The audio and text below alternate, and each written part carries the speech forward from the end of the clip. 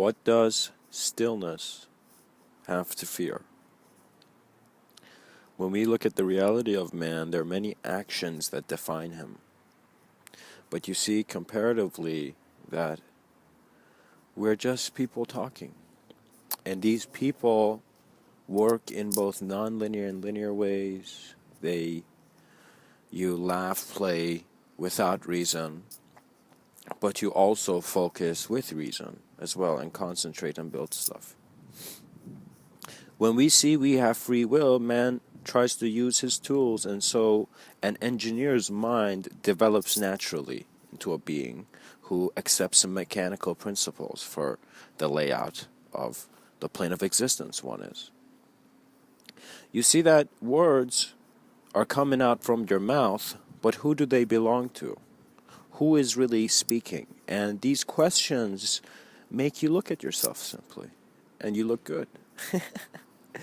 You see that a sense of lack of knowing or a sense of uncertainty coming into you is natural. That moment before you jump off a plane for skydiving, imagine doing anything which is a great act, has always been an intense confrontation of man's ability in regards to the laws of his environment.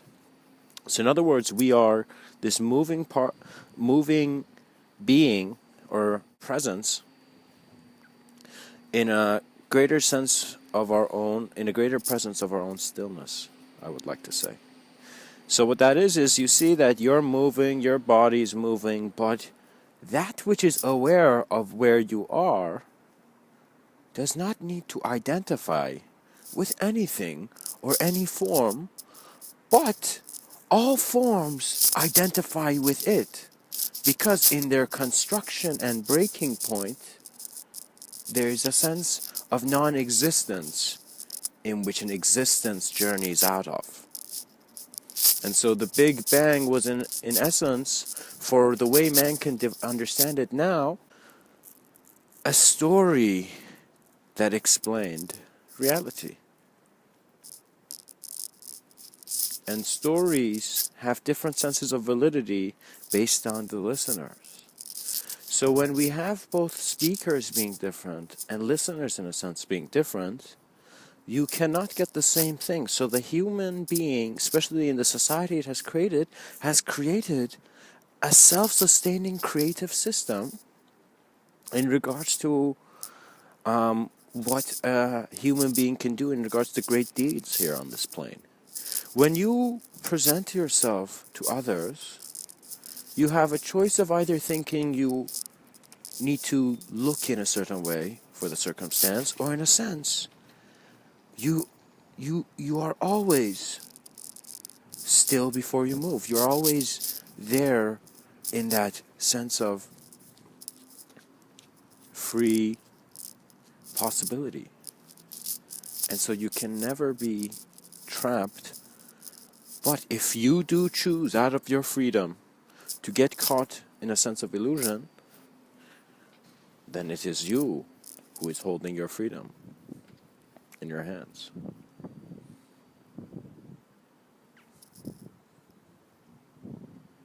It seems that one finds there are many things to say.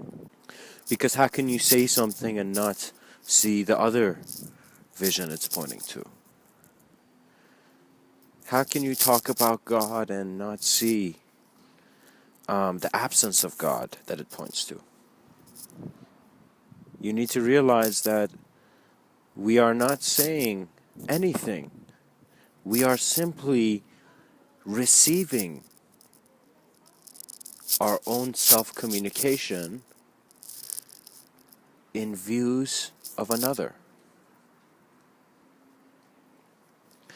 When you begin explaining simple stuff, you see that it's as if you are allowing yourself to re-engage with something you had engaged before but hadn't done well. And so your engagement can be as you, your name, and who you are, who is choosing to look at life. Or you can be a moment of being that is observant of all that is. That is a very different view than all different views. And so, what can be said is nothing. And in nothing, many great treasures are waiting to speak of what was lost, what has been found. Remember yourself,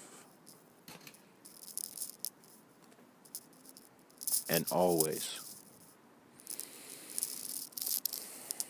know yourself. Much blessings, and namaste.